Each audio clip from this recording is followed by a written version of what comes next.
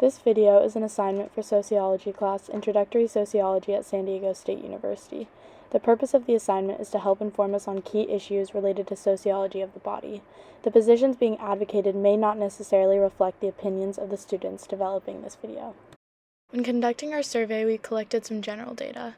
For ages, we found that 72% were 18 years old, 14% were 19, 5% were 20, and 6% were 23. For race and ethnicity that were identified with, we found that 19% were mixed race, 54% white, 29% black, 14% Asian, 9% Latino, and 2% Indian. Hi, my name is Kendall Holloman, and today I'll be focusing on race in public versus private education with the concept of hypersegregation.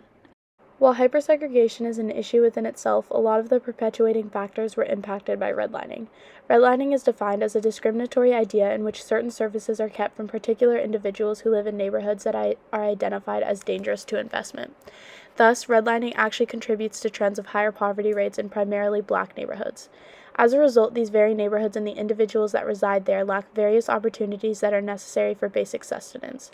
Within these neighborhoods, a major factor that has impacted our education systems. In the mid-1900s, many public schools began to implement desegregation policies, promoting an integration of people of color into originally white-only schools.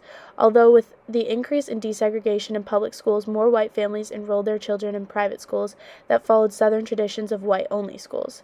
In turn, the policies created to promote desegregation actually reinforced segregation as a whole, and more people of color were in public school systems and white people were in private schools.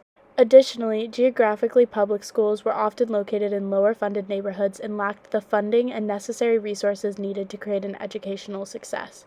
As time had passed since various movements have been made on behalf of both resegregation and desegregation policies, one major influence currently is districting. In many cities, certain neighborhoods are assigned to specific public schools based on their district.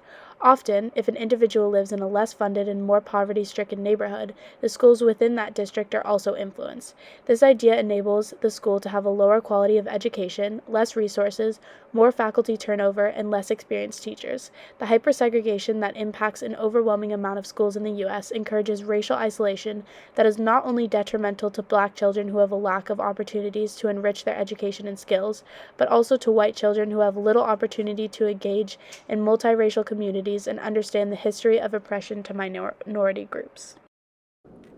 Hi, my name is Alana, and today I will be discussing institutional racism and college acceptance rates as they relate to race. The education system in the United States supposedly gives all children the opportunity to work their way up the economic ladder, although this system gives more opportunities to a select group rather than the whole population. In this video, we will be investigating racial inequality in higher education. In the United States, institutional racism has consistently been a major problem. The education system is no exception. A few key facts to point out in this image is that the majority of students in elite schools are white, and the majority of colored students attend public community colleges. The admission of a higher number of white students in elite universities continues the cycle of institutional racism because these universities receive a much higher amount of funding, and they go on to earn more than $2 million than students who attend community colleges. Furthermore, a study found that only 9.8% of Black Americans receive a bachelor's degree, while 71.8% of white Americans hold a degree. It is difficult for researchers to try to investigate whether or not colleges are using discriminatory practices in their admissions because it's really difficult to obtain applications and records. Due to this, researchers are forced to rely on self-reports from universities, which may not be accurate, as most colleges, or anyone in general, are not going to be forthright if they are being racist. One way to solve this inequality would be to put affirmative action into effect. For those who do not know, affirmative action is a set of policies that seek to better include minorities and counteract past discrimination. Affirmative action in college applications has been highly debated throughout the years. Although, when former President Donald Trump took office in 2016, he quickly reversed Obama's policies encouraging race to factor into admissions. Whether or not affirmative action is in place affects public government-funded institutions more than private ones, like elite colleges. State-funded universities are more likely to adhere to the political environment at the time because they want to be in the good graces of the current elected officials in hopes of receiving more funding. When the use of affirmative action in California was blocked in the 1990s, the race gap in college grew. It is clear to see that there is a huge problem with minorities being underrepresented underrepresented in college admissions, and although there is a possible solution, there will most likely always be pushback on actually implementing affirmative action nationwide. Hi, my name is Will, and I'll focus on racial bias in standardized testing and incorporate the sociological concept of intersectional theory. Despite being known for their difficulty, SAT's most troubling characteristics are often overlooked, including the racial origins and the way they systematically marginalize people's access to further education. Achievement-based tests like the SAT have changed college admissions, but lack the fundamental integrity as it neglects many sociological factors and encourages institutional racism. With the average cost of an hour tutor session being $70, SAT prep widely goes beyond the pay limit for most communities, and as a result, the average SAT score increases with family income, resulting in an unfair advantage for people of lower socioeconomic status. Contributing to this racial division, test scores have inaccurately measured individuals of color scores, as they have become an indicator of money and connections rather than true intelligence. At this point, I want to advocate that the SAT and standardized tests do not accurately measure intelligence and have become corrupt methods of college admissions. As this graph proves, SAT scores increase with money and the money your family makes. There are many factors in tests and exams. From personal experience, lack of resources can affect test scores. As seen in the town where I'm from, I can physically not take the SAT or ACT unless I flew to another island or spent hundreds of dollars to get access to these tests. Furthermore, expressing how a lack of resources can make it imperative or even impossible to take these tests, significantly impacting college admissions and future success. With a high achievement gap between kids of color and white youths, racial discrimination remains prevalent in our education system today. As the black-white disparity in academic achievements are persistent features of U.S. schooling that have downstream effects on racial inequality and later life outcomes. These substantial biases are difficult to control as they have become rooted in our education system. An example being how anxiety affects test scores, as a study found a test anxiety to be higher of blacks than whites in junior high. Test anxiety could be yet another factor in racial bias of testing.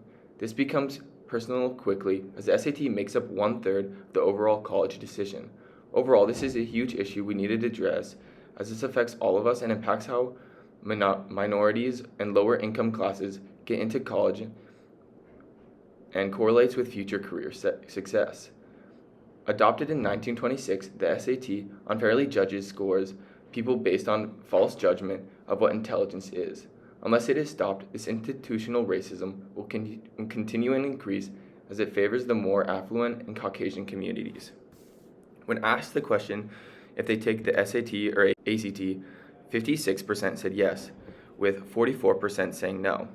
And when asked how much money and time spent, 58% said they did not spend any money, with 14% saying they spent no money and some time, and with 28% saying they spent a lot of money and a lot of time.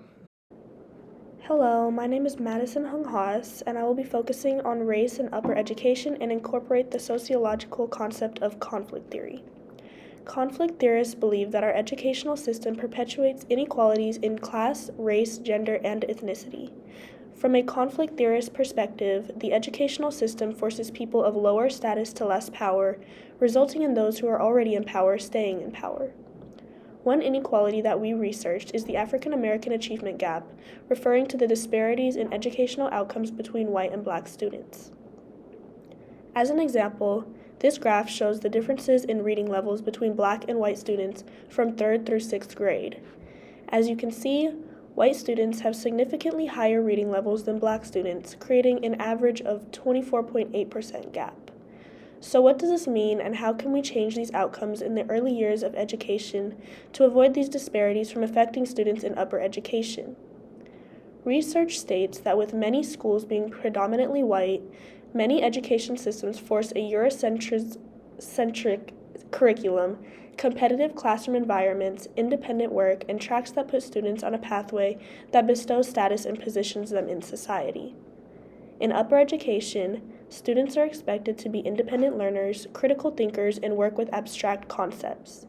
This strategy works well for some students, but can be harder for minority groups such as African Americans, who find it easier to learn when connections from learning can be related to their own life experiences. This supports the idea that when education is relevant to a student, then they learn better and will have more motivation towards the learning environment. Students will get better grades if their teachers have a positive attitude and a strong relationship towards the students. With conflict theory explaining why resources, status, and power are unevenly distributed between groups in society, we can deconstruct the notion that minority students are underachieving because of lack of support from their parents or the quality of the school, and instead implement new ways of teaching and supporting our students from the first time that they step foot into a classroom. Hello, my name is Benet Tabankura. I will be focusing on how racial minorities manage and have difficulties in paying for upper education and incorporate the social concept of the racial wealth gap. Are you aware of the racial wealth gap? It is defined as the characteristics of a lower income minority individual who has a lesser access to build wealth over white individuals' ability to build wealth. For example, in 1968, housing discrimination was outlawed, but that didn't mean it was put to an end. There was still redlining in districts for the housing market where more high-end white communities with more amenities were, resulting in the colored minorities were not able to move into these purchased homes in that area and build their wealth. With that, we began surveying 36 individuals and asked if they knew how to apply to financial aid. Out of the survey, 56% of them said yes, 34% said no, and 10% said kind of. Did you know that they are basing your wealth off of those simple questions? And that is a 3-to-1 ratio of wealth from white people to the minorities individuals in America. Though these two graphs demonstrate it clearly. When these individuals applied for financial aid, I asked if they felt it comfortable or if the questions were appropriate more or less to their parents' or personal income. 36% of them said yes, 42% said no, 19% said not really, and 3% said it was not applicable. Federal aid does not take into account your family's home equity and parents' retirement savings, which is where most people's wealth comes from. It can be hard to pay for college, especially as a first-generation student. I can speak to this. I do not have any legacy of upper education in my family, nor wealth. My young parents worked extremely hard to supply for my siblings, and I worked 2 jobs for a long time until my adoptive dad finally got a good job, which wasn't until I was in the late years of elementary education that we joined the middle-class tax bracket. And according to the effect of wealth inequity of higher education outcomes, a critical review, nearly 90% of the first-generation students fail to graduate within 6 years. Although studying first-generation college students whose parents have no college education represents a stark contrast, the findings highlight the importance of unequal college graduation rates of low integrational mobility in the U.S. Your financial aid has a large part of determining whether you graduate or even finish college as a whole.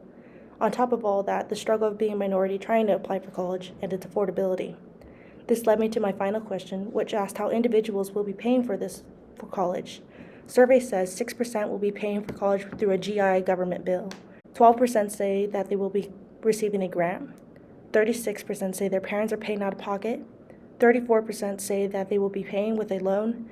And 12% say that they will be paying with college out of their own pocket.